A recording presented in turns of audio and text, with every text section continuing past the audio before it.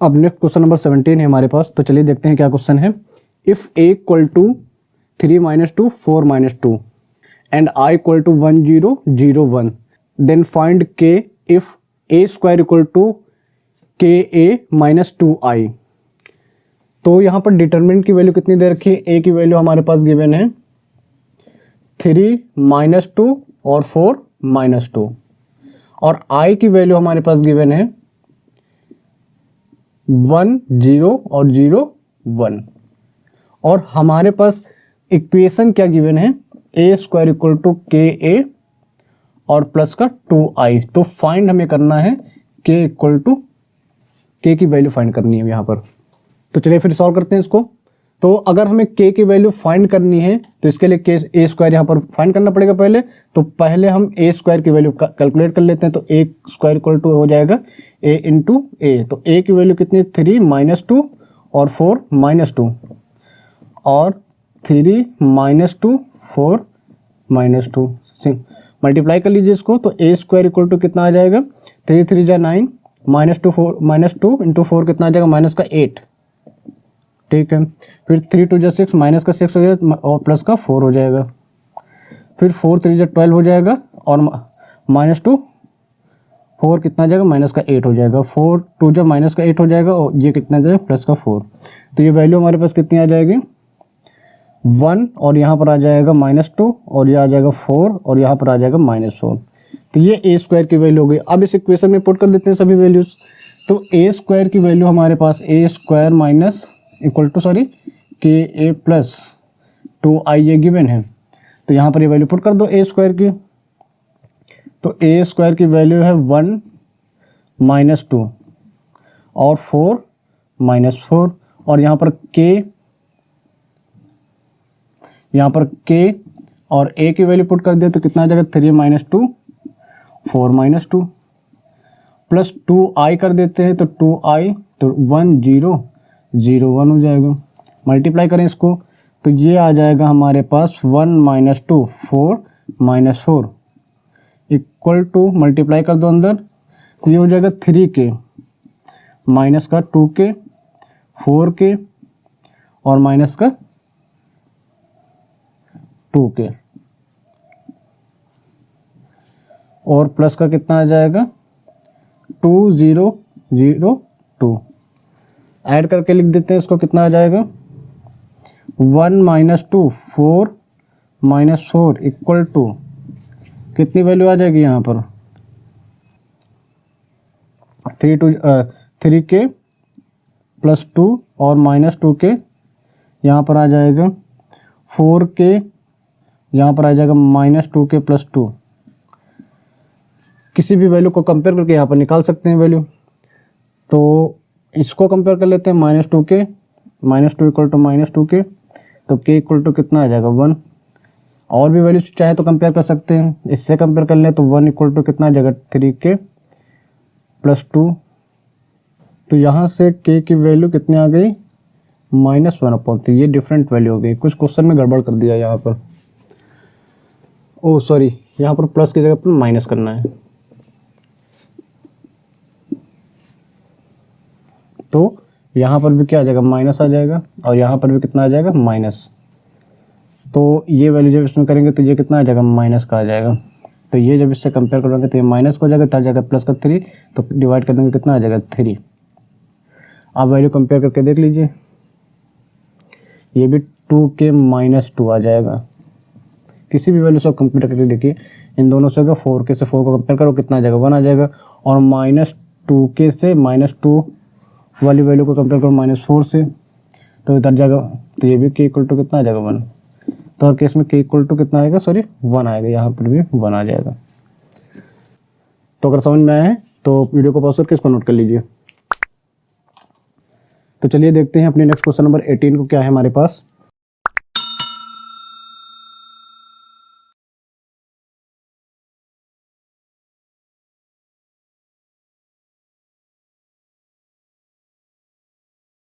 तो हमें क्या दिखाना है? i माइनस आई प्लस ए। तो i प्लस ए की वैल्यू कैलकुलेट कर लेते हैं। i के लिए क्या बोला? i एक आइडेंटिटी मैट्रिक्स है 2 × 2 की। तो 1 0 0 1 हो जाएगा। ठीक है, फिर a की वैल्यू कितनी है हमारे पास, a की वैल्यू है 0 माइनस tan अल्फा बाई 2 और ये tan अल्फा बाई 2 0। ठीक है, ऐड कर दे कितना आ जाएगा, तो i प्लस a की वैल्यू हमारे पास कितनी आ गई, ये आ गया 1 माइनस tan अल्फा बाई 2 और ये आ जाएगा tan अल्फा बाई 2, ये आ जाएगा 1। ठीक है, फिर RHS में हमें दिखाना है। अब RHS की वैल्यू कैलकुलेट करते हैं, तो वो कितनी है, i माइनस a और साथ में क्या दिया हुआ है, cos alpha minus sine alpha sine alpha cos alpha, ये दे रखा है। कैलकुलेट करते हैं इसको, देखते हैं क्या आता है। तो i की वैल्यू यहाँ पर अगर रख दे तो 1001, ठीक है, और माइनस इसकी वैल्यू कैलकुलेट कर ले तो कितना आ जाएगा, 0 माइनस tan अल्फा बाई 2 और tan अल्फा बाई 2 0। ये पूरी एक ब्रैकेट में कर देते हैं इसको, और इनटू में क्या दे रखा है, cos alpha minus sine alpha और ये cos अल्फा। ठीक है, तो ये आ जाएगा यहाँ पर कितना, ये आ जाएगा 1 माइनस माइनस क्या हो जाएगा प्लस, तो ये आ जाएगा tan अल्फा बाई 2 और 0 माइनस tan अल्फा, तो ये आ जाएगा माइनस का tan अल्फा बाई 2 और 1 माइनस 0 दैट मीन्स 1। ये वैल्यू आ गई पहले मैट्रिक्स की सिंप्लीफिकेशन, और इसकी वैल्यू यहाँ पर लिख देते हैं, ये आ जाएगा cos अल्फा माइनस का साइन अल्फा, ये आ जाएगा साइन अल्फा cos अल्फा। ठीक है, अब हम यहाँ पर क्या करते हैं, इनको मल्टीप्लाई करते हैं, तो मल्टीप्लाई कर दीजिए, देखते हैं क्या आता है। तो 1 का cos होगा तो cos अल्फा आ जाएगा, और tan अल्फा का मल्टीप्लिकेशन होगा साइन अल्फा से, तो ये आ जाएगा tan अल्फा बाई 2 और साइन अल्फा। ठीक, फिर 1 का माइनस साइन से मल्टीप्लाई होगा तो माइनस साइन अल्फा आ जाएगा, और फिर आ जाएगा tan alpha by 2 cos alpha. Okay, ठीक, इसी तरीके से इसका मल्टीप्लिकेशन कर दे तो माइनस tan अल्फा बाई 2 ये हो जाएगा, और into cos alpha plus sine alpha हो जाएगा। ठीक है, फिर इसका इससे करेंगे तो आ जाएगा माइनस और माइनस क्या हो जाएगा, प्लस हो जाएगा, तो ये आ जाएगा tan alpha by 2 sine alpha, और इसका इससे करेंगे तो प्लस का कितना आ जाएगा, cos अल्फा। ठीक, मल्टीप्लाई करते हैं इसको, तो मल्टीप्लाई करके देखते हैं कितनी वैल्यू आ रही है हमारे पास। तो ये यहाँ पर वैल्यू क्या आ जाएगी, इसको हम पहले सिंप्लीफाई करते हैं, तो ये यहाँ पर लिख सकते हैं प्लस साइन अल्फा बाई 2 और ये लिख देते हैं 2 sine alpha by 2 cos alpha by 2। ठीक है, साइन अल्फा बाई 2 और ये आ जाएगा cos अल्फा बाई 2, तो यहाँ से cos अल्फा, तो यहाँ पर क्या लिखना पड़ेगा, 1 minus 2 sine square alpha by 2 लिखना पड़ेगा। फिर यहाँ पर कितना है माइनस का, नेक्स्ट वाले में, तो minus 2 sine alpha by 2 cos alpha by 2 यहाँ पर लिख दिया, प्लस का sine alpha by 2 upon cos alpha by 2, और ब्रैकेट में क्या लिखा जाएगा यहाँ पर, 1 माइनस 2 cos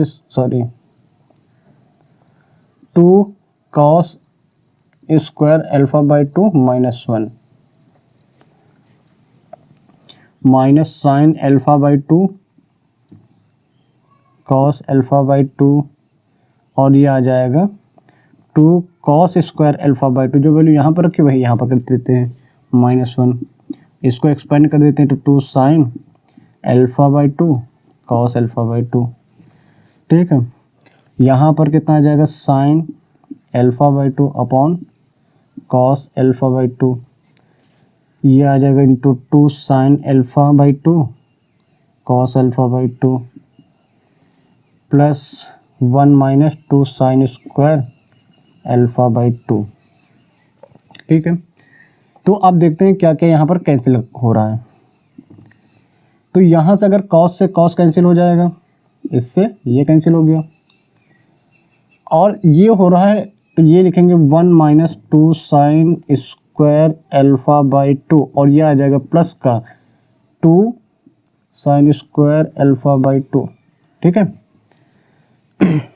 यहाँ पर देखें अगर इस कॉस को अंदर मल्टीप्लाई कर दे तो एक कॉस कैंसिल हो जाएगा, तो ये आ जाएगा माइनस का 2 sine alpha by 2 cos alpha by 2। एक कॉस कैंसिल हो जाए, ये एक इससे कैंसिल होगा तो एक कॉस बचेगा, तो बचेगा कितना, प्लस का 2 sine alpha by 2 cos alpha by 2, और ये 1 अपॉन कॉस यहाँ भी मल्टीप्लाई हो जाएगा, साइन अपॉन कॉस यहाँ भी मल्टीप्लाई होगा तो कितना आ जाएगा, ये पूरी वैल्यू यहाँ मल्टीप्लाई कर दो, यहाँ मल्टीप्लाई करेंगे तो ये वैल्यू में से कॉस कैंसिल हो जाएगा, लेकिन इस यहाँ पर मल्टीप्लाई करेंगे तो ये सीधे आ जाएगा माइनस का tan अल्फा बाई 2। ठीक है,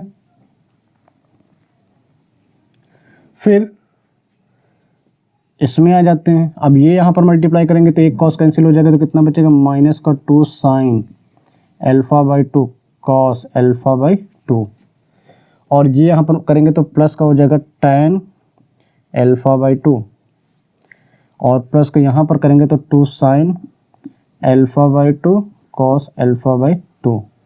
यहाँ से कॉस कैंसिल हो गया, बचा कितना, 2 साइन अल्फा बाई 2 कॉस से cos 2 sine square alpha by 2 बचा, और प्लस का 1 minus 2 sine square alpha by 2 बचा। तो ये वैल्यू इससे कैंसिल हो गई, ये वैल्यू इससे कैंसिल हो गई, ये इससे कैंसिल हो गया, और ये इससे कैंसिल हो गया। तो देखो बचा क्या यहाँ पर वैल्यू जो बची है वो, ये दोनों कैंसिल हुए तो 1 बचा, इसमें ये और ये कैंसिल हो गया तो माइनस का tan अल्फा बाई 2 बच गया, इसमें ये और ये कैंसिल होगा तो ये प्लस का tan अल्फा बाई 2 बच गया, और इसमें ये दोनों वैल्यू कैंसिल हुई तो 1 बच गया।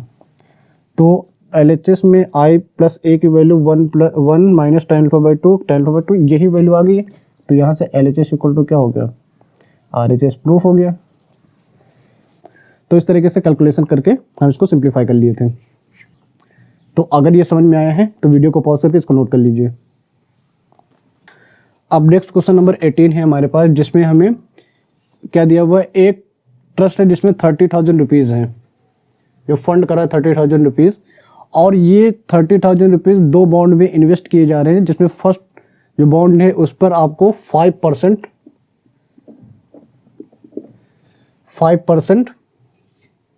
इंटरेस्ट मिल रहा है, और जो सेकेंड बॉन्ड है उस पर आपको 7% इंटरेस्ट दे रहा है। तो इसमें हमें मैट्रिक्स मल्टीप्लिकेशन के मेथड से ये बताना है कि इस 30,000 रुपीज़ को 2 बॉन्ड में कैसे डिवाइड करेंगे, ये बताना है, जिसके लिए एक पार्ट में हमें SI सिंपल इंटरेस्ट दे रखा है 1800, और सेकंड पार्ट में दे रखा है 2000 रुपीज़।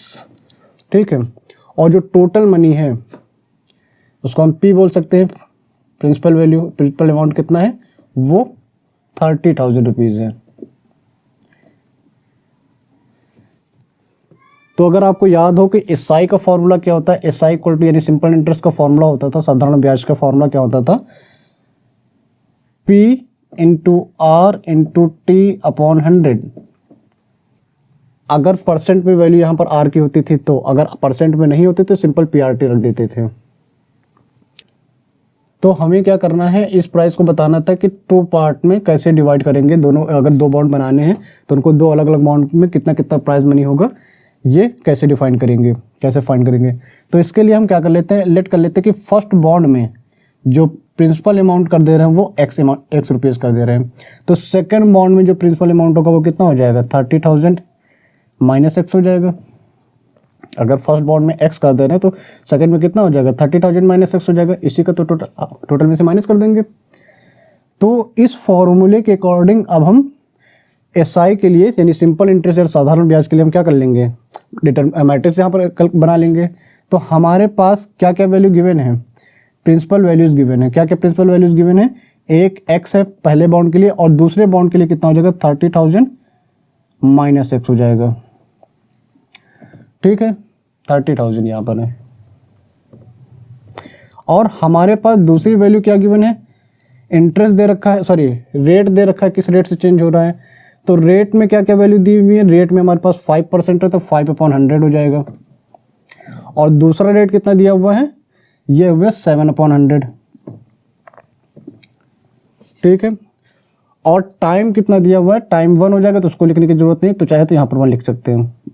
फिर यहाँ पर फर्स्ट क्वेश्चन के लिए, अगर फर्स्ट पार्ट के लिए काम करें तो 1800 रुपीज़ टोटल अमाउंट दे रखा है, टोटल सिंपल इंटरेस्ट को फर्स्ट केस में मिल रहा है। ठीक है, अगर टोटल इंटरेस्ट इतना है तब के लिए हमें फाइंड करना कि कितना हो जाएगा, तो मल्टीप्लाई कर देते, ये 5x/100 हो जाएगा। और ये मल्टीप्लाई करेंगे तो यह आ जाएगा 7 30,000 माइनस x/100 हो जाएगा। ये एक 1 इंटू ये कितनी हो गई, 1 इंटू 1 की मैट्रिक्स हो गई। और ये भी क्या है, एक 1 इंटू 1 की मैट्रिक्स है। तो सिंप्लीफाई कर लेते हैं, यहाँ पर क्या आ जाएगा, प्लस आ जाएगा। तो यहाँ पर क्या हो जाएगा, अब इनको मल्टीप्लाई करते हैं तो 5x/100 प्लस 21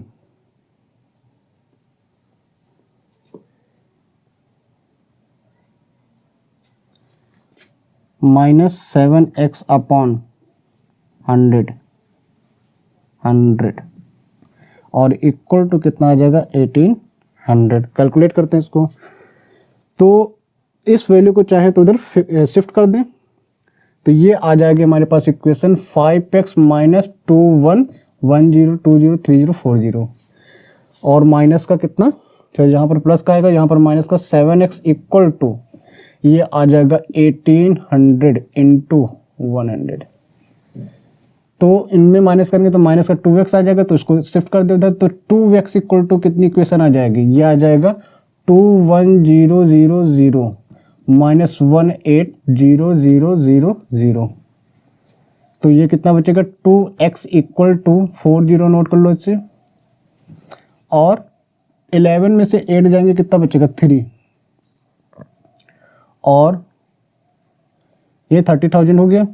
तो x इक्वल टू कितना आ जाएगा, x इक्वल टू आ जाएगा 15,000। ये कितना आ जाएगा, x इक्वल टू 15,000 आ गया फर्स्ट केस में। तो ये जब फर्स्ट बॉन्ड का जो प्राइस है यानी P1 का जो प्राइस हो गया वो कितना हो गया 15,000 रुपीज़ हो गया। और तो P2 का प्राइस कितना हो जाएगा, इसके लिए कितना करेंगे 30,000 माइनस x, दैट मीन्स कितना आ जाएगा 30,000 माइनस 15,000 तो इक्वल टू कितना आ जाएगा 15,000 रुपीज़, इसमें भी आ जाएगा। तो ये फर्स्ट केस के लिए हो गया। ये चीज़ समझ में आई कि नहीं। तो हमें ये बताना था कि इस मनी को दो अलग अलग बॉन्ड में कैसे इन्वेस्ट करें, कि अगर इन्वेस्ट करें कि फर्स्ट केस में उसको इतना इंटरेस्ट मिल रहा हो तब हमें ये पता करना था, और अगर सेकंड केस में हमें इतना इंटरेस्ट मिल रहा हो तो ये करना हो। तो फर्स्ट केस का ये क्वेश्चन हो गया है, तो इसको नोट कर लीजिए वीडियो को पॉज करके अगर समझ में आए तो क्या सिंपल सा है, हमें SI equal to PRT formula ये यूज़ किया है। ये प्रिंसिपल अमाउंट होता है, ये रेट ऑफ चेंज होता है यानी मोर देन और दर और ये समय, तो वही फार्मूला हमने यहाँ पर अप्लाई किया। कितने इस मनी को कितने पार्ट में ब्रेक कर देते हैं, दो पार्ट में। तो ये फर्स्ट बॉन्ड की मनी हो गई, ये सेकंड मनी हो गई। फिर ये क्या है R/100 यानी रेट है, तो रेट कितना है 5% था तो 5/100 7/100 हो गया, दो रेट गिवन है। फिर टाइम तो 1 ईयर की बोला है, तो यहाँ पर 1 ईयर तो ऐसे चाहो लिख लो वरना ऐसे छोड़ दो, पर ईयर बोला था तो ये लिखने की कोई ज़रूरत है नहीं। और फर्स्ट केस में 1800 रुपीज़ बोला था, इसका सिंपल इंटरेस्ट है तो इतना कर दिया, मल्टीप्लाई करके ऐड कर लिया, तो ये आ जाएगा प्लस ये आ जाएगा, इसको सिंप्लीफाई कर लिया आंसर आ जाएगा। तो अगर इतनी चीज़ समझ में आई तो वीडियो को पॉज कर दीजिए और उसको नोट कर लीजिए। अब इसी तरीके से अगर हम इस सेकंड क्वेश्चन के लिए करें, सेकंड पार्ट के लिए, तो जहाँ पर जो सिंपल इंटरेस्ट हो कितना कर दें 2,000 रुपीज़। तो सारे केस तो सेम रहेंगे, तो इस पर कैलकुलेट कर लेते हैं कितना आ जाएगा। तो इससे करेंगे तो 5 X upon 100 plus 7 30 minus X upon 100 equal to 2000। तो इसको कैलकुलेट कर लेते हैं। तो 5x अपॉन 100 हो गया प्लस 2110203040 अपॉन 100 हो गया 0 माइनस का 7x अपॉन 100 हो गया इक्वल टू 2000 रुपीज़ हो गया। इस 100 को कॉमन निकाल कर 10 शिफ्ट कर दो, इक्वेशन बना लेंगे 5x plus 210000 minus 7x equal to 2 कर दो 2000 रुपीज़ इंटू 100। तो ये कितना आ जाएगा? तो 5x माइनस कितना बचेगा 2x, तो हम यहाँ पर लिख देते हैं प्लस का 2x उधर शिफ्ट कर देंगे और ये वैल्यू इधर आ जाएगी। तो ये कितना आ जाएगा 2110203040 और ये आ जाएगा 5010203050 ये हो गया। तो 2x इक्वल टू कितना आ जाएगा, यहाँ पर कितना बचेगा 40, तो इसे नोट कर लिया और यहाँ पर 1 आ गया, बाकी तो सेम है। तो ये 10,000 रुपीज़ आ गया। तो x equal to first amount कितना आ जाएगा आपका 5,000 रुपीज़। तो फर्स्ट अमाउंट आपका आएगा P1 इस केस में वो कितना आ जाएगा 5,000 रुपीज़। और जो सेकंड अमाउंट होगा P2 वो कितना हो जाएगा 30,000 माइनस एक, दैट मीन्स 30,000 माइनस कितना है 5,000। ये आ जाएगा कितना P2 की वैल्यू आपकी आ जाएगी 25,000 रुपीज़। तो फर्स्ट बॉन्ड में इस बार उसको 5,000 रुपीज़ इन्वेस्ट कर सकता है और सेकंड बॉन्ड में वो 25,000 रुपीज़ इन्वेस्ट करेगा तो उसको प्रिंसिपल तो सिंपल इंटरेस्ट कितना मिलेगा 2,000 रुपीज़ मिलेगा। तो वीडियो को पॉज करके इसको भी नोट कर लीजिए। तो अब क्वेश्चन नंबर 20 हमारे पास है। यहाँ पर क्या है, एक स्कूल की बुक शॉप में 10 डजन केमिस्ट्री बुक है, 10 डजन केमिस्ट्री की बुक है। और क्या दिया हुआ है 8 डजन फिजिक्स बुक है, फिर 10 डजन आपकी इकोनॉमिक्स बुक्स हैं, इकोनॉमिक्स की बुक हैं।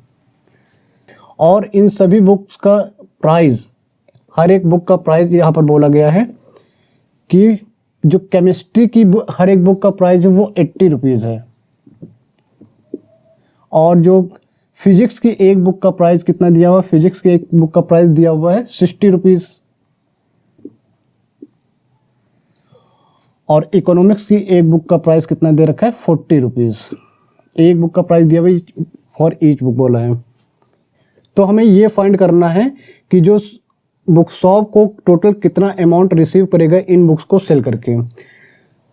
तो हमें यहाँ पर जो प्राइस दिया वो ईच बुक दिया हुआ है, तो इसके लिए हमें क्या करना पड़ेगा, टोटल बुक्स बतानी पड़ेंगी। तो टोटल केमिस्ट्री की बुक कितनी हो जाएंगी 12 इंटू 10, एक डजन में 12 होते हैं तो इतना आ जाएगा, यानी 120 बुक्स हो जाएंगी। फिर टोटल फिजिक्स की बुक कितनी हो जाएंगी, तो ये 12 इंटू 8 96 हो जाएगा। फिर टोटल इकोनॉमिक्स की बुक कितनी हो जाएंगी, ये टोटल ये 12 इंटू 10 हो जाएगा, ये भी 120 हो जाएगा। ठीक है, अब हमें अगर अमाउंट फाइंड करना है तो दो मैट्रिक्सेस बना लेते हैं और एक मैट्रिक्स में हम रखते हैं बुक्स और दूसरी मैट्रिक्स में हम लोग रखते हैं प्राइस। तो बुक्स वाली मैट्रिक्स को हम हॉरिजॉन्टल मैट्रिक्स बना देते हैं। तो इसमें टोटल क्या क्या बुकें हैं 120, 96, 120।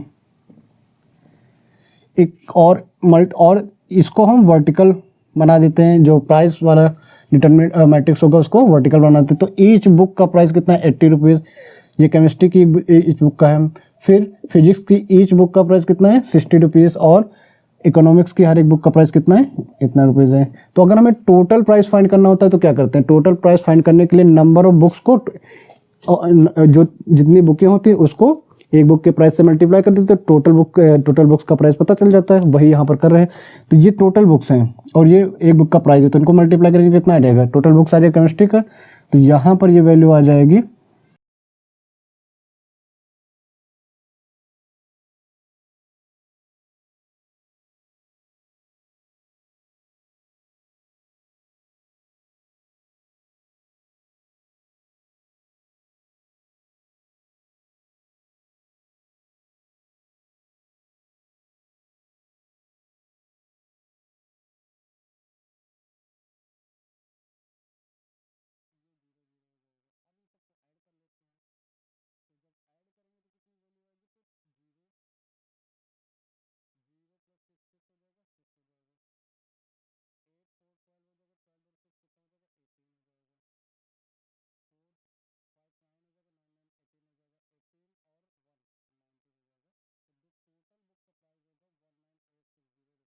ये बुक शॉप वाला टोटल प्राइस रिसीव करेगा बुक को सेल करने के बाद।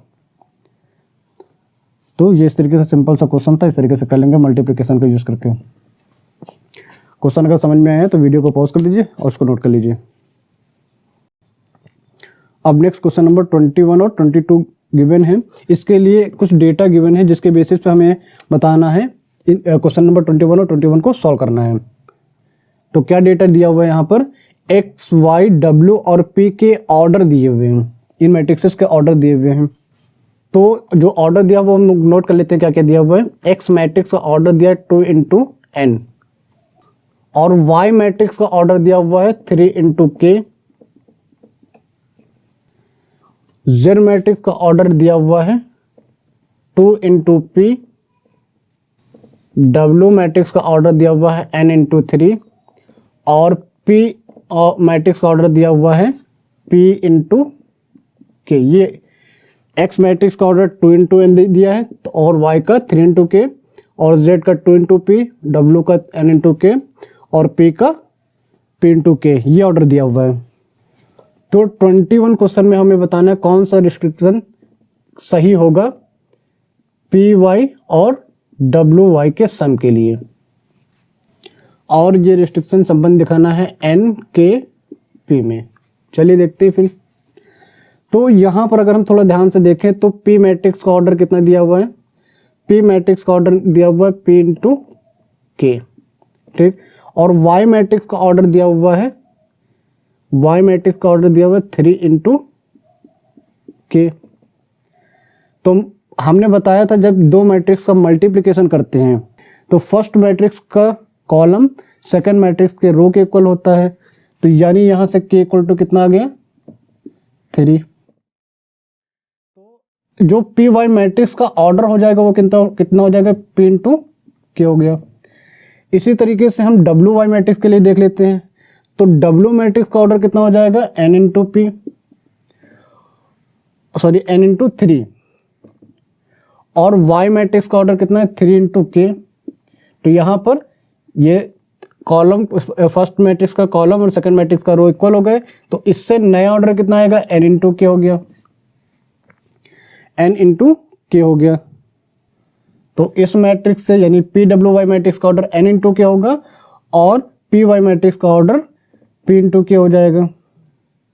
तो यहाँ से हमें क्या दिख रहा है कि ये मैट्रिक्स पी वाई मैट्रिक्स है और ये मैट्रिक्स क्या है डब्ल्यू वाई मैट्रिक्स है, और दो मैट्रिक्स का एडिशन तभी पॉसिबल होता है जब उनके ऑर्डर सेम होते हैं। तो यानी इन मैट्रिक्स का ऑर्डर सेम हो जाएगा तो k = k हो जाएगा और p = n हो जाएगा। तो ऑप्शन क्या हो जाएगा, यानी हमारा आंसर हो जाएगा p = n एंड k = 3। तो ऑप्शन नंबर 1 हमारा सही हो जाएगा। कौन सा ऑप्शन, ऑप्शन नंबर 1। अब क्वेश्चन नंबर 22 के लिए क्या दिया हुआ है, अगर n = p दिया हुआ है तो 7x - 5z मैट्रिक्स का ऑर्डर क्या आएगा। तो जितना ऑर्डर x मैट्रिक्स का होगा उतना ही ऑर्डर तो z मैट्रिक्स का होगा यहाँ पर, क्योंकि यहाँ पर एडिशन और सब्ट्रैक्शन तभी पॉसिबल होता है जब दो मैट्रिक्स के ऑर्डर सेम हो। तो x मैट्रिक्स का ऑर्डर कितना दिया हुआ है 2 × n और z मैट्रिक्स का ऑर्डर कितना दिया हुआ है 2 × p। तो n = p तो आ ही गया।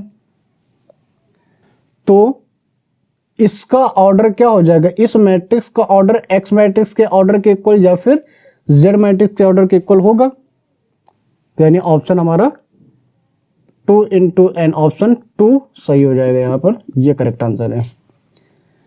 अगर ये क्वेश्चन समझ में आया तो वीडियो को पॉज करके इसको नोट कर लीजिए।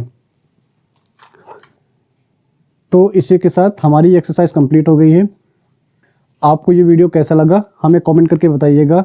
अगर आप इस चैनल पे पहली बार आए थे तो इस चैनल को सब्सक्राइब कर दीजिएगा और वीडियो को लाइक कर दीजिएगा और जितना हो सके वीडियो को शेयर कीजिएगा ताकि हम और भी ऐसी ही एजुकेशनल वीडियोस को बनाते रहें।